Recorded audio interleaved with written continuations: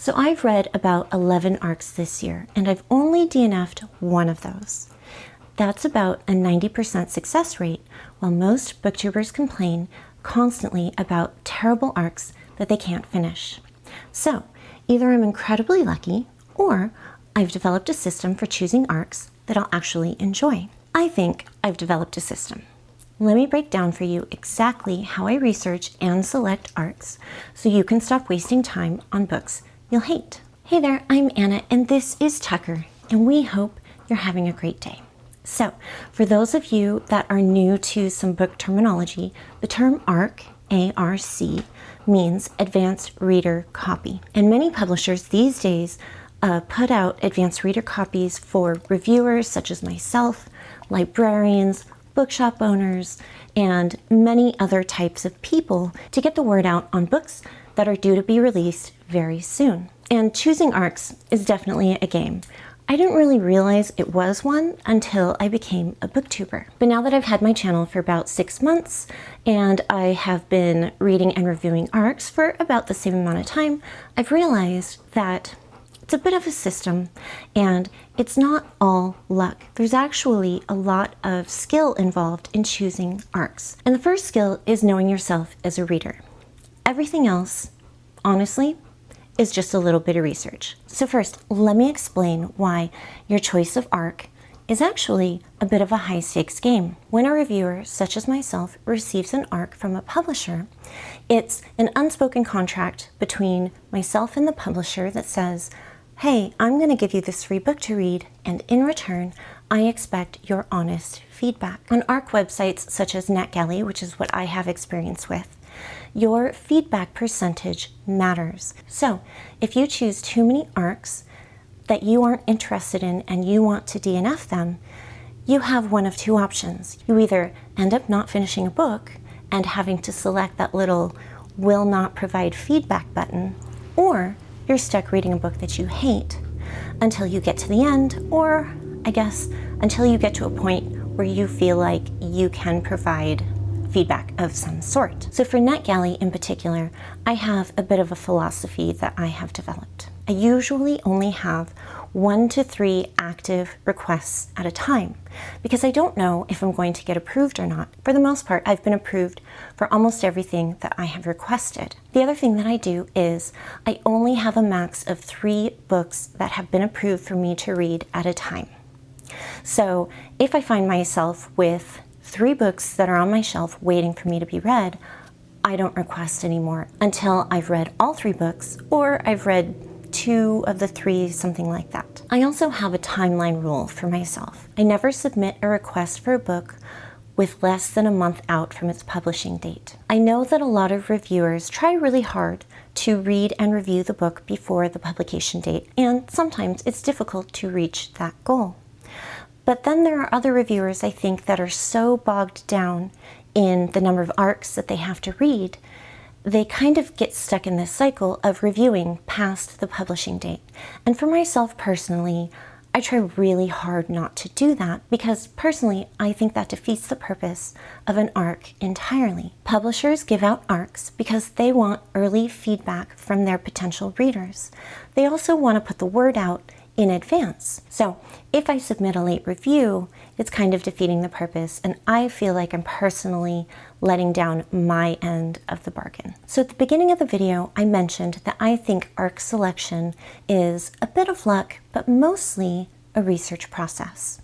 And so let me walk you through my research process. So for NetGalley in particular, I just go to the Find a Book page and I start perusing the catalog. I usually change my filter to list the books in the order that they were added to NetGalley, which means I see the newest ads first. And when I go through and I look at that page, I look at the cover, I look at the title, and I look at the author if it's able to be seen. Sometimes you can't see it. And then I look at the category that the book is listed under. And if all of those things draw me in, I click on the title. Then I read the description. If the description sounds great to me, that's when I go into research mode. The first thing I do in research mode is check to see if there are any reviews yet for that book. Many times, the further out the publishing date is, the less likely there are to be any existing reviews.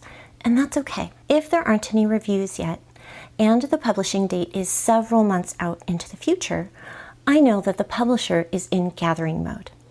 And what that means is the publisher is just sitting back and collecting all the requests that are coming in. They want to see who is requesting to read the book. So on NetGalley, we all have profiles. We have the topics listed that we're interested in. We have a bio section which talks about, our reviewing style, and we put ourselves into a particular category. So there's librarians, there's shopkeepers or people that are involved in the book industry somehow. There's reviewers or bloggers or social media people. There's a bunch of different options there.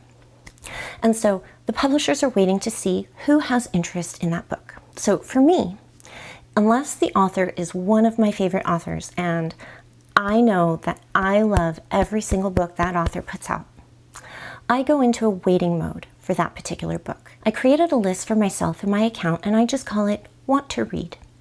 And I add that book to my Want to Read list. And then I look and see if there are any other books that pique my interest. Every once in a while, I go back to my Want to Read list and I check it.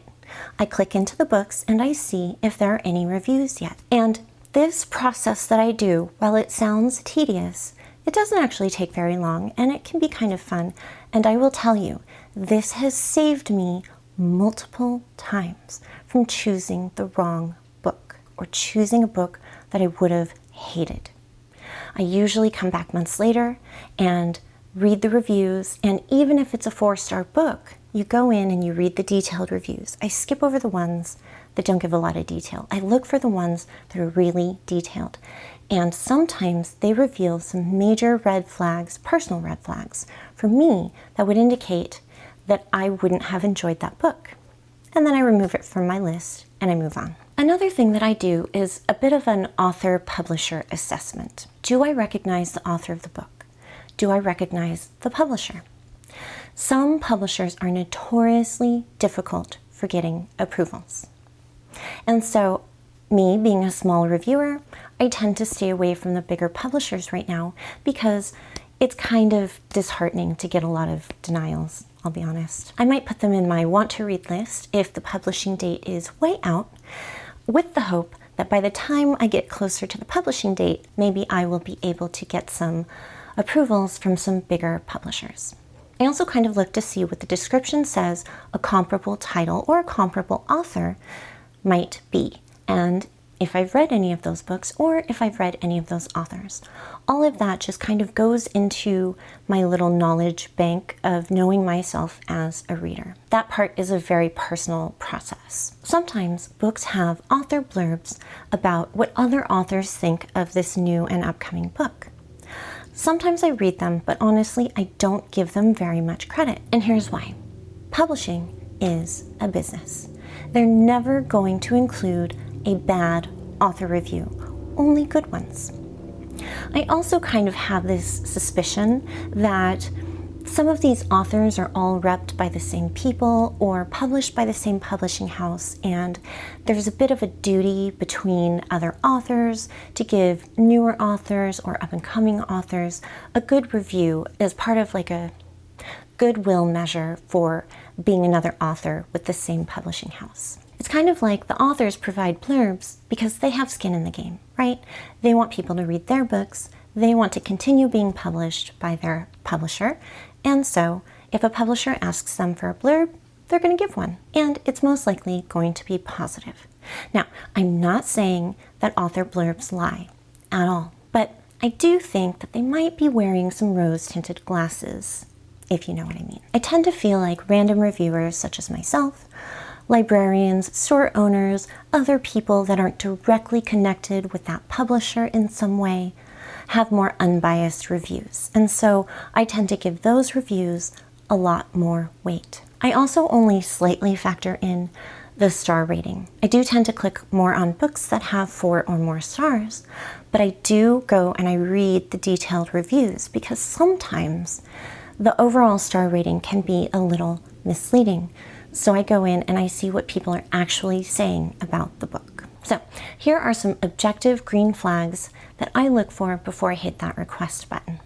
One, I look to see if it's a debut from a major publisher. That, I feel like, is usually a safe bet, especially if the premise of the book appeals to me. It's pretty hard to get a publishing deal with a major publisher, especially if you're a debut author this day and age. That doesn't mean that debut authors from smaller publishers are bad. I've read those too. That's just a quick indicator to me that this might be a green flag situation. Is the book popular, but also matches your taste and your street cred level?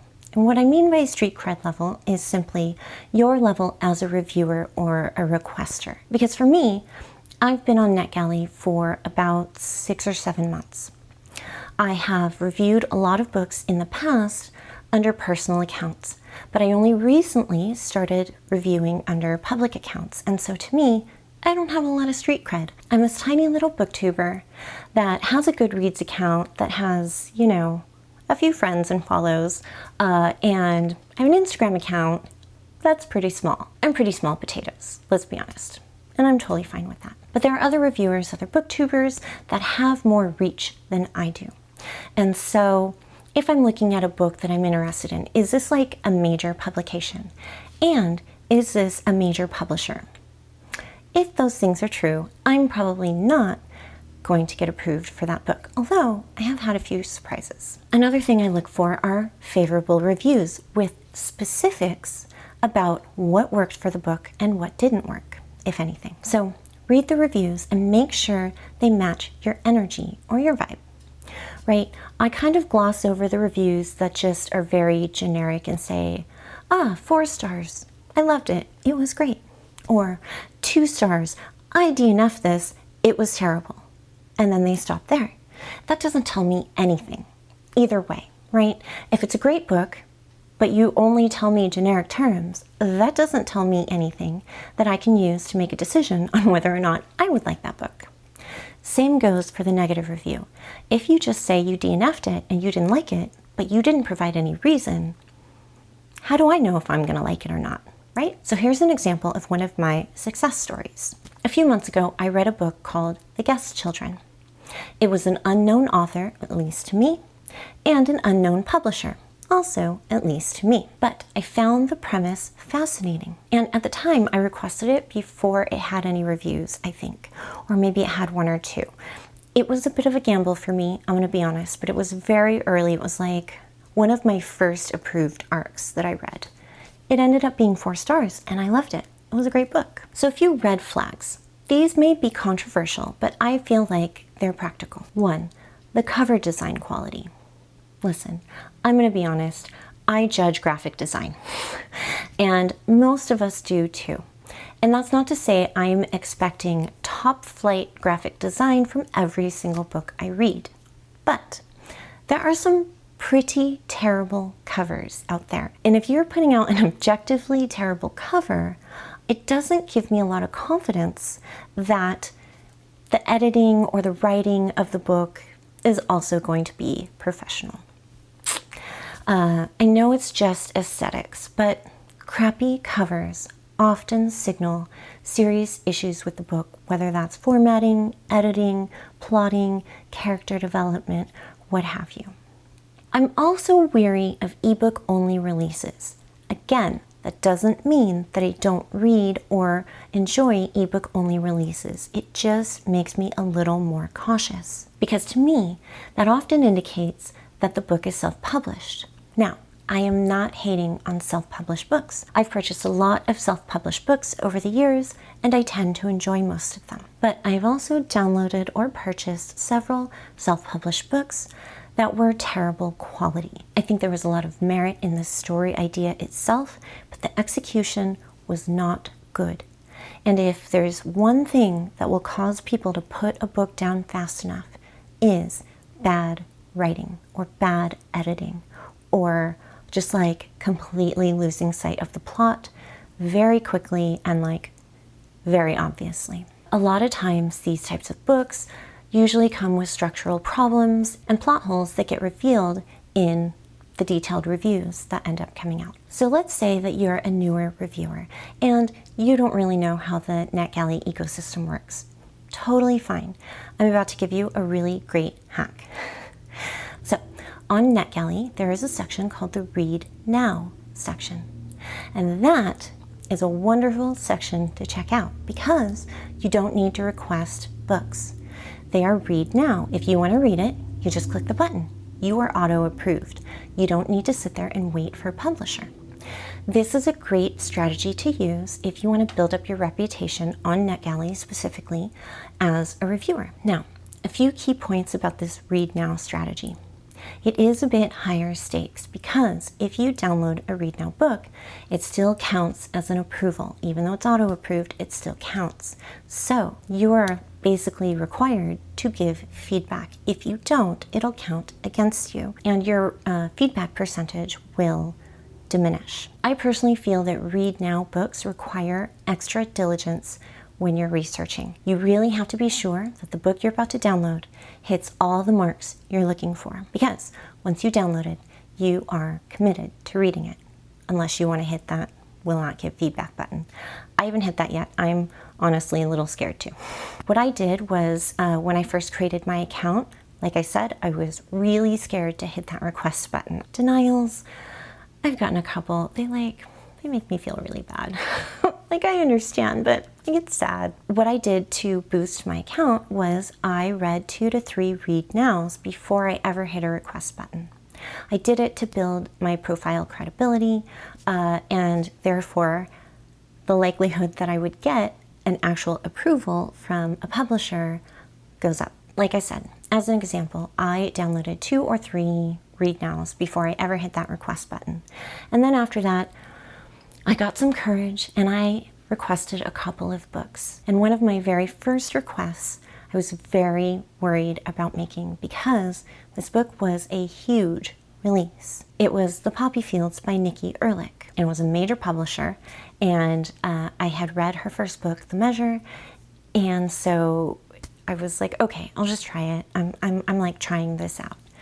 Well, I got approved. It was one of my first approvals that ever came through. So, for those of you out there that are afraid to hit the request button, it's okay, take some risks, because sometimes they pay off very early on. Not always though.